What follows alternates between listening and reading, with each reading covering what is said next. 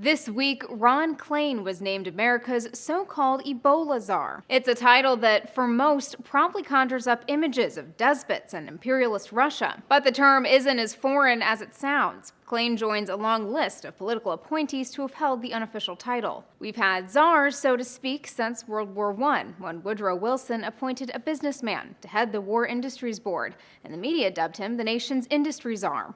It wasn't long before appointing czars became a White House tradition. Nixon had a drug czar, Clinton a Y2K czar, and Bush a bird flu czar.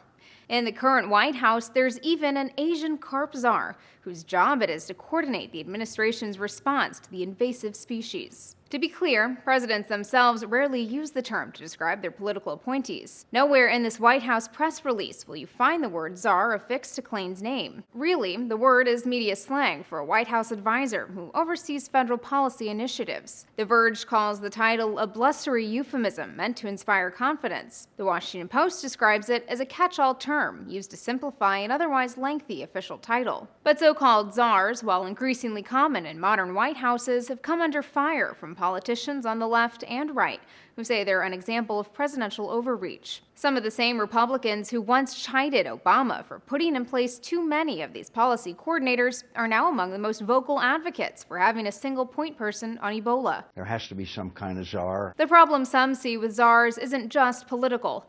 Paul Light, an expert on government at New York University, says they rarely fix the problem. He wrote for the Wall Street Journal back in 2008, "We only create them because departments don't work or don't talk to each other. It's a symbolic gesture of the priority assigned to an issue. When in doubt, create a czar. Let's just hope they're better at governing than this guy." For Newsy, I'm Elizabeth Hagedorn. Multiple sources, a broader view.